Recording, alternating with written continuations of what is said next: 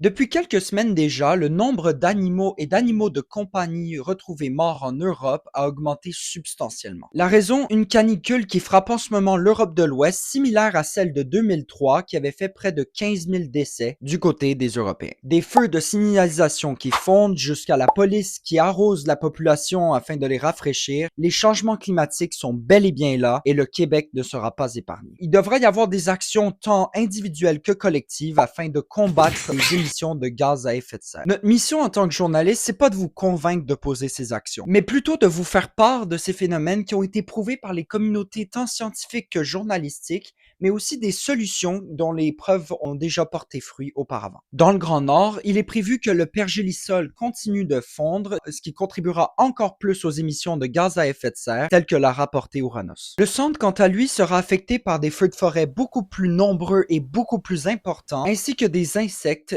dits ravageurs. Finalement, le sud sera affecté par les chaleurs extrêmes, mais aussi par de plus en plus d'inondations, ce qui causera encore plus d'enjeux pour des municipalités beaucoup plus peuplées. Voilà donc la réalité qui attend Québec pour les prochaines années et les prochaines décennies. Mais malgré tout, il reste qu'il y a des solutions. Dans un premier lieu, on le sait bien que la dépendance à la voiture et à l'industrie automobile est très importante au Québec. Il reste que lorsque possible, d'utiliser le transport en commun réduit substantiellement les émissions de gaz à effet de serre par habitant. Dans un troisième lieu, l'achat de produits et d'aliments locaux, la réduction des déchets, l'utilisation du tri qui passe à travers le recyclage et le compost, et la réduction des produits venant de l'international ou transformés constituent des éléments et des moyens efficaces afin de réduire les gaz à effet de serre dans l'atmosphère. Malgré ces solutions relativement accessibles, il reste qu'il y a plusieurs défis et limites qui se posent devant la population. D'une part, toutes ces solutions existent, mais il va falloir une volonté citoyenne et économique pour que ces solutions aient des réels impacts, c'est-à-dire que c'est par la force du collectif que ces fameux impacts se ressentiront. D'autre part, il faut qu'il y ait une volonté gouvernementale et corporative, soit que les différents partis politiques et les grandes compagnies se mettent d'accord afin de dépolitiser le thème des changements climatiques dans une optique de les combattre de manière sociétale.